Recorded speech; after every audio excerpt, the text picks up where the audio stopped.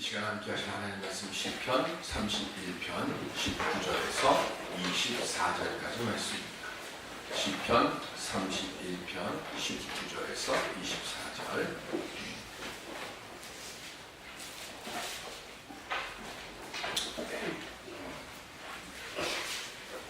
주를 두려워하는 자를 위하여 쌓아두신 은혜, 곧 주께 피하는 자를 위하여 인생 앞에 베푸신 은혜가 어찌 그리 큰지요. 주께서 그들을 주의 은밀한 곳에 숨기사 사람의 꾀에서 벗어나게 하시고 비밀이 장막에 감추사 말 같으면서 변하게 하시니라. 여호와를 찬송할지어다. 견고한 성에서 그의 놀라운 사랑을 내게 보이셨음이로다. 내가 놀라서 말하기를 주의 목전에서 무너졌다 하였사오나 내가 주께 부르짖을 때에 주께서 나의 간구하는 소리를 들으셨나이다. 너희 모든 성도들아, 여호와를 사랑하라. 여호와께서 진실한 자를 보호하시고 교만하게 행하는 자에게 엄중히 갚으시느니라. 여호와를 따르는 너희들아, 강하고 담대하라. 아멘. 우리 옆에 분들과 함께 인사하실까요? 주 안에서 잘 될 것입니다.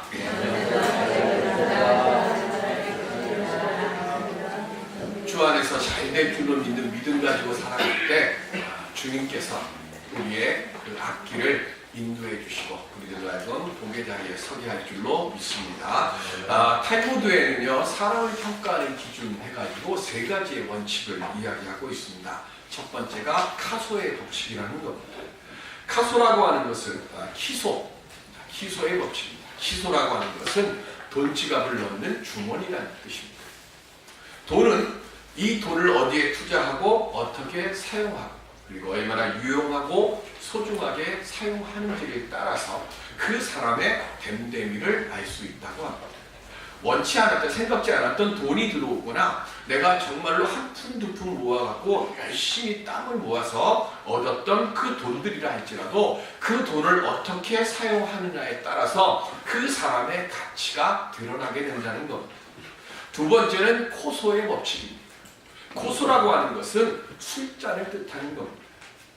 즉 술잔은 무엇을 의미하는가 하면 무엇으로 즐거워하고 그리고 어디에서 인생의 즐거움을 찾는지를 보면 그가 어떤 사람인지를 알 수 있다는 겁니다. 지금까지는 교회의 일, 즉 믿음의 일보다는 세상의 일, 사람의 일에 더 많은 관심을 우리가 가지고 살아왔다고 하면 이제부터라도 우리가 세상의 일보다는 주의 일에 더 많은 신경을 쓰고 더 많은 관심을 가지고 우리가 살아가려고 하면 하나님께서 반드시 그에 합당한 은혜의 길로 우리들을 인도해 주실 줄로 믿습니다. 오늘 우리가 좀 더 주님 앞에 그리고 좀 더 깊이 주님과 만날 수 있는 그런 믿음 갖는 그런 즐거움을 느낄 수 있는 우리의 심령들이 되시기를 바랍니다. 세 번째는 카소의 법칙입니다. 카소라고 하는 말은 노여움입니다. 상대방으로부터 예상하지 못했던 인격적 모독이나 불이익을 당할 때 그때 어떻게 한다? 늘 한번 욱 해가지고요, 욱 해가지고 뭐를 해놓고 그리고 나서 내가 왜 그랬지? 우리 그러지 않습니까?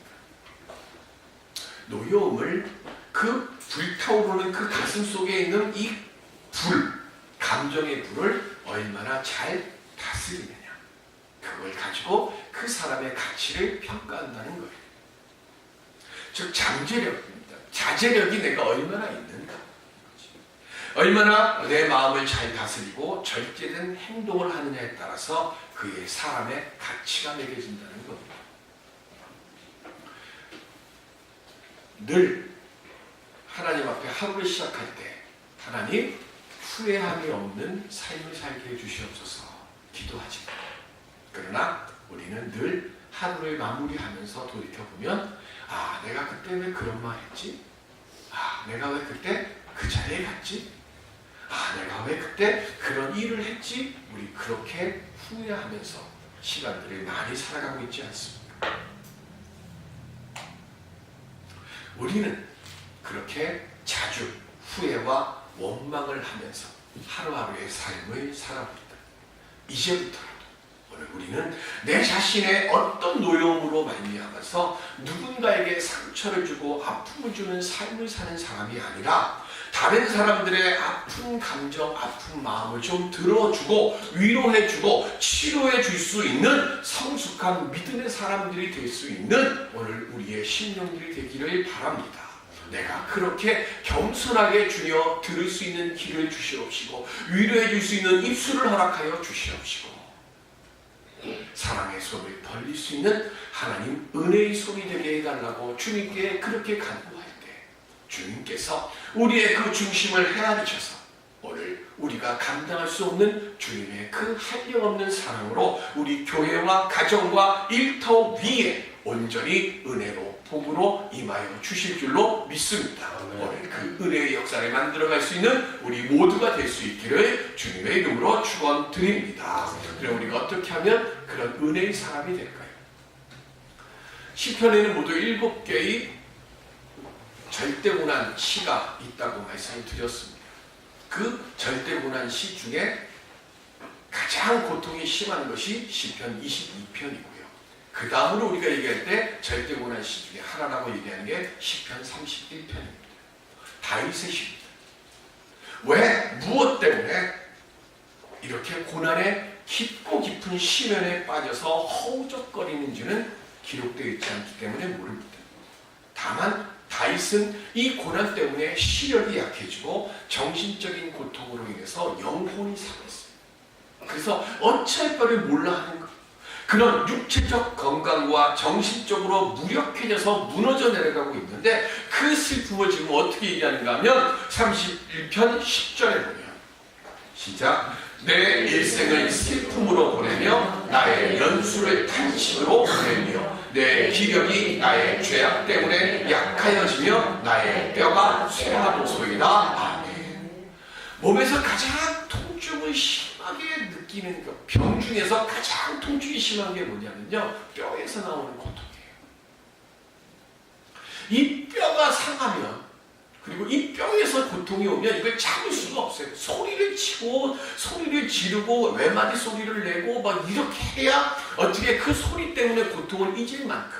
그런데 지금 다윗이 그렇게 뼈 마디마디가 부서지는 것 같은 그런 고통을 뭐 때문에 느끼는가? 내 범죄 때문에 내가 지금 그 범죄가 너무 내가 괴로워서 그 범죄에 대한 가책 때문에 지금 뼈가 으스러지는 것 같은 그런 고통 속에 내가 지금 있습니다라고 고백을 하고 있어요. 그리고 11절에 보면 뭐라고 얘기하는가 하면 다윗을 죽이려고 달려드는 사람들이 어찌나 많은지 그 사람들 때문에 내가 지금 모욕을 당하고 생사의 기로에서 내가 지금 허덕이고 있습니다라고 말합니다. 이렇게 겹겹이 둘러싸인 고통의 자리에서 다윗 생각할 때 내가 할 게 있는 게 하나도 없는 거예요. 이 고통의 절대 고난의 자리에서 다윗은 지금 뭘 하고 있습니까? 내 피할 길이 한 곳밖에 없습니다라고 고백합니다. 천지사방이 다 막혀 있어도 우리의 삶 속에 항상 열려 있는 곳은 있어요. 어디요?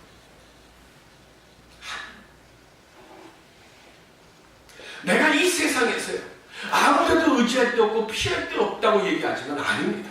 우리는 절대절명의 위기에서 우리가 반드시 피할 곳이 있어요. 그것이 어디입니까? 하나님 앞이에요. 다윗은 지금 뭐합니까?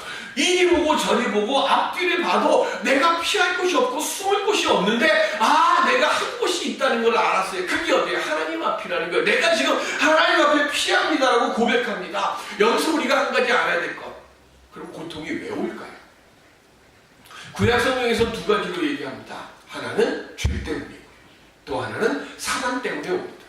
그런데 오늘날에는 고통이 그런 것 때문에 온다고 하는 게 아니라 한 가지 해석을 더합니다. 하나님을 떠나서 마음대로 사는 사람에게는 잔잔하고 부드럽게 불러서는 그가 듣지를 못하고 깨닫지를 못하는 거예요.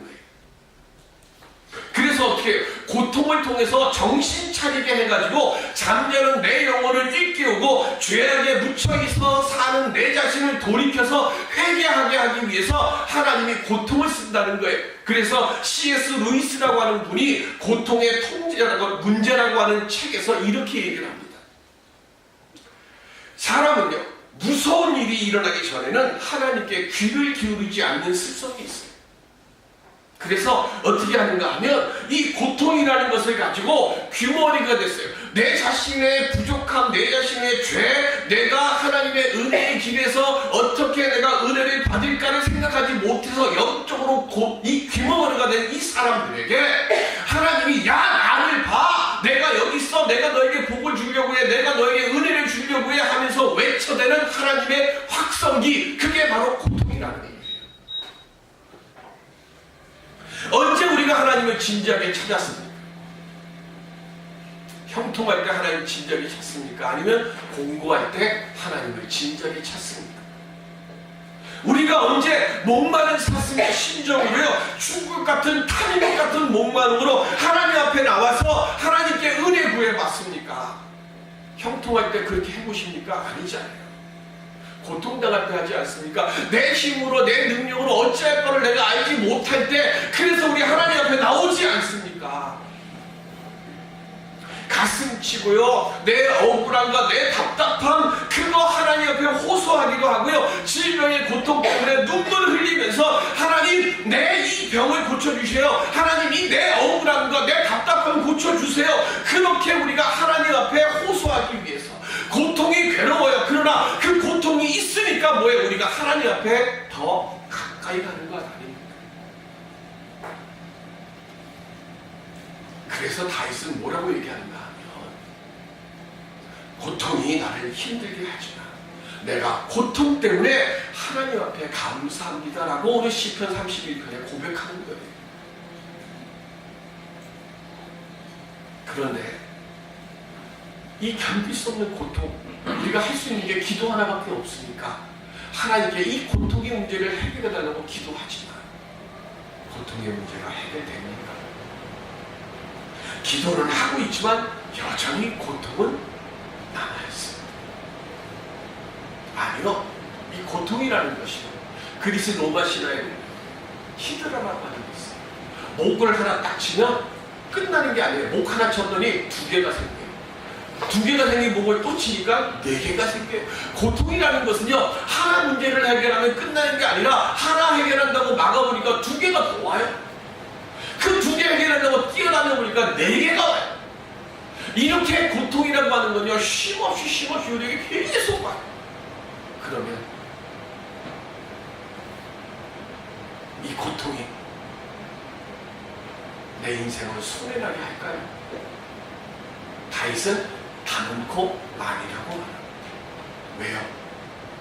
고통 때문에 내가 하나님 앞에 더 가까이 가고, 하나님 앞에 더 가까이 가니까 하나님께서 내 인생에 어떤 역사를 베풀어 주실까에 대한 믿음의 기대가 훨씬 더 커져가더라는 거예요. 그래서 나는 고통 때문에 내 인생이 손해보는 게 아니라 고통 때문에 내가 하나님 앞에 더 감사하는 사람이 되어진다고 고백하는 거예요. 내가 고통 때문에 하나님을 찾고 하나님께 가까이 다가갈수록, 그래서 하나님께서 내 고통의 문제를 손질해 주심을 나는 경험할 수 있습니다라고 고백하는 겁니다. 오늘 예배드리는 우리들도 이 고통 때문에, 견딜 수 없는 아픔 때문에 내가 힘겨워하지만, 그러나 주여 내게 고통 주셔서 감사합니다, 이렇게 고백할 수 있는 믿음 갖는 오늘 우리들이 되시기를 바랍니다. 왜 이런 믿음의 고백이 중요합니까? 19절에 보면 주를 두려워하는 자를 위하여 쌓아두신 은혜가 있기 때문에,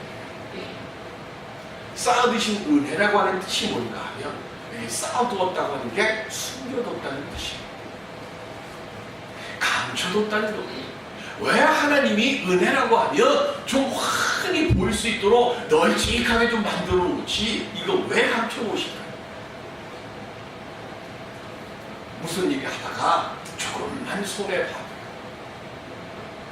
예수 믿는 것 때문에 내가 이렇게 됐다고 후회하는 사람들에게는 보이지 않도록 하나님이 감춰 놓으셨다. 고난 뒤에, 고난 속에서도요, 믿음으로, 신앙으로, 인내함으로 주님 앞에, 고통 속에서 내가 하나님 앞에 나가고 또 나가는 그 사람들의 눈에만 보이도록 하나님께서 그 은혜를 감춰 놓으셨다는 거예요. 이 시간 우리들 감춰져 있는 그 은혜를 캐낼 수 있는 믿음 갖는 기도 생활을 할 수 있는 우리 모두가 될 수 있기를 바랍니다. 이런 믿음이 있어야 오늘 우리는 고난 뒤를 고난을 통해서 내게 능력 주시는 하나님의 돌보심의 손길을 발견할 수 있게 되어지기 때문에 그렇습니다. 그 은혜를 얻은 자가 뭘 고백합니까? 시편 31편 7절을 보면 시작. 내가 주의 인자하심을 기뻐하며 즐거워할 것은 주께서 나의 고난을 보시고 환난 중에 있는 내 영혼을 아셨으며. 아멘. 사람이 약해지고요, 고통당하고 환난당하면 제일 먼저 무슨 일이 일어날까요? 사람들이 내 곁을 하나씩 떠납니다. 고독해집니다. 내가 잘 나갈 때는요, 부르지 않아도 사람들이 막 모여요. 그때는 내가 외로운 줄을 몰라요. 그런데 내가 힘들어져요. 내가 어려워져요. 내가 약해져요. 내가 고난당하고 고통당해요. 실직당하고 육신의 질병으로 오래도록 앓고 고통당하고 시험당하면 그거 안타까워서 처음엔 사람들이 도와준다고 와요. 그런데 조금 시간이 지나다 보면 뭐 하는 거예요? 내 약점 잡고 나를 더 비참하게 만들고 나를 더 힘들게 만들려고 대적자들이 내 주변으로 모여들어요. 사람이 약해지면 더 도와주어야 하는데 세상은 강자는 대우하지만 약자는 짓밟고 학대하는 모습으로 살아가는 게 이게 세상 이치 아닙니까? 모두 다 나를 떠나고 나를 짓밟으려고 벌떼같이 일어나요. 다윗이 지금 7편에서 고백하는 게 그거예요. 그런 상황에서 나는 한 가지만 하는 거예요. 내가 주님의 인자하심을 기뻐하며 나는 즐거워합니다. 그래서 나는 내 고난을 보고 나를 해하려고 하고 나를 짓밟으려고 하고 나를 아프게 하려고 하는 그 사람들 뒤에 숨겨져 있는 하나님의 손길을 바라보면서 절대로 외로움을 내가 경험하지 아니하고 절대로 무너져 내리지 않는 믿음 가지고 주님 바라보겠사오니 주여 내 피난처가 되어 주시고 주여 내 의지가 되어 주시옵소서. 다윗은 그렇게 기도했어요. 그렇게 믿음으로 고백할 때 오늘 우리가 찾을 곳이 있습니다. 그 찾는 곳이 어딥니까? 오늘 본문 20절에 보면 주께서 그들을 주의 은밀한 곳에 숨기사 사람의 꾀에서 벗어나게 하셨다 그랬습니다. 여기 은밀한 곳이 뭐냐면 하나님의 면전입니다. 즉 하나님과 내가 만나는 곳이에요. 괴로운 사람이 찾아가는 은밀한 이것이 하나님의 면전이에요. 이곳에는 상한 마음을 치료하시는 놀라운 하나님의 위로가 준비되고 이 은밀한 곳을 찾는 사람들에게는 그래서 21절에 보면 놀라운 사랑을 하나님이 내게 보이신다고 고백하고 있습니다. 세상과 사람은 나를 냉대하고 조롱하는데 하나님께서는 뜨거운 가슴으로 나를 안아주신다는 겁니다. 고통 속에서 부르짖을 때 하나님이 하나도 안 들어주시는 것 같아요. 기도하는데 아무 역사도 없고요, 마음의 평안도 없는 것 같아요. 삶의 변화도 하나도 없는 것 같아요. 제일 기도하면서 제일 힘든 게 뭡니까?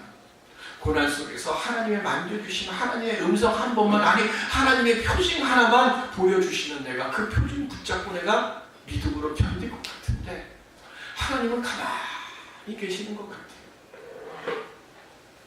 그런 분들에게 31편을 지금 주신 거예요. 아무 변화가 없는 것 같아요. 아무 역사가 없는 것 같아요. 그럼에도 불구하고 다윗은 고백합니다. 하나님은 우리의 그 울부짖음을 다 듣고 계시고 우리의 그 울부짖음이 어디서 시작됐는지 다 알고 계시고 그래서 그 울부짖음을 어떻게 합니까? 고통을 복으로 바꾸시는 그 역사의 그 일들을 하나님께서 우리에게 베풀어 주시는 날이 반드시 온다고 하는 사실을 오늘 오늘 시편 31편에서 다윗은 고백하고 있습니다.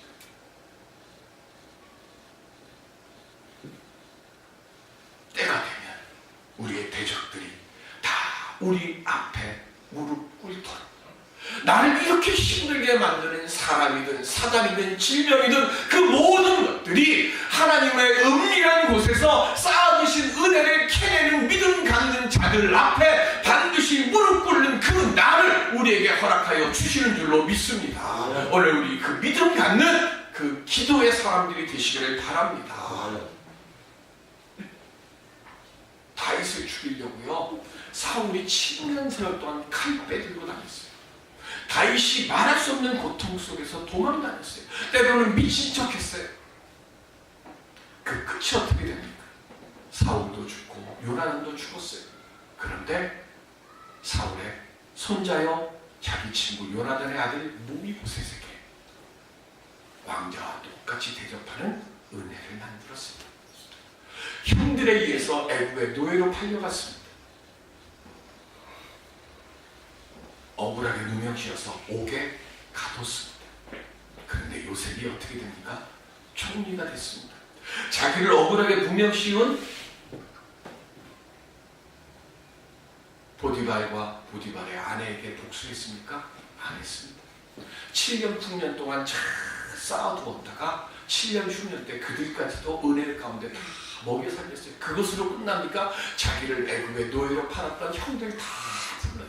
형들에게만 줍니까? 아니요. 형들의 식구들에게 모두에게 이 곤궁한 날의 때에 먹고 살 길을 베풀어 주시는 은혜의 역사로 하나님이 돌보아 주셨습니다. 고난의 자리에 여러분 좌절하지 마세요. 믿음으로 하나님 붙잡고 나가세요. 그러면 하나님께서 다윗에게 함께 해주셨던 능력으로, 요셉에게 함께 해주셨던 그 돌보심으로 우리의 삶 위에 함께 해주실 줄로 믿습니다. 우리가 그 은혜를 어떻게 합니까? 우리는요, 겟세마네 동산의 예수님 때문에 그 이후로 예수의 이름으로 기도하는 은혜를 얻었어요. 마태복음 26장 41절에 보면 시작, 시험에 들지 않게 깨어 기도하라. 마음에는 원이로되 육신이 약하도다 하시고 아멘. 그 은혜를 주시는데요, 주님이 뭐라 그러시냐, 가시기 전에 야, 내가 지금 마음이 고민해서 죽을 것 같으니까 나랑 같이 좀 깨어서 기도하자 그러고 제자들에게 말하고 가셨는데 돌아와 보니까 자고 있어요. 그들을 깨우면서 예수님이 이 믿음 없는 것들하고 꾸짖습니까? 아닙니다. 지금은 깨닫지 못해서 그런 거예요. 지금은 알지 못해서 그런 거예요. 엄마가 죽을 병에 걸렸어요. 이제 얼마 안 남았어요. 아버지는 없어요. 그러면 애들을 불러다가 얘기합니다. 야, 이제 엄마 못 볼 거야. 그러면 아들아, 너 엄마 대신에 네가 이제 이렇게 해야 돼 하면서 애들한테 얘기를 해요. 깨닫습니까? 못 깨닫습니다. 대학생쯤 되면 혹시 알까요? 대학생도 못 깨달아요. 근데 언제 합니까? 그 일이 내 현실이 딱 되었을 때 합니다. 예수님이 제자들에게 뭐라고 얘기하십니까? 내가 너희들을 떠나는 것이 너희들에게 이롭다 얘기했어요. 깨닫습니까? 못 깨닫습니다. 언제 깨닫습니까? 성령이 강림하셨을 때 깨닫습니다.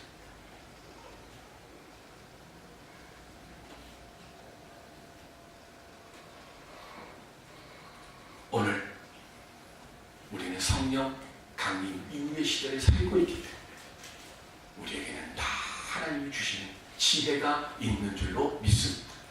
그리고 예수 그리스도께서 우리에게 말씀하셨어요. 내 이름으로 무엇이든지 구하면 내가 너희에게 응답해 주시겠다 말씀하셨습니다. 먼저 내가 하나님의 은혜를 만드는 은밀한 곳에 기도의 사람들이 되시기를 바랍니다.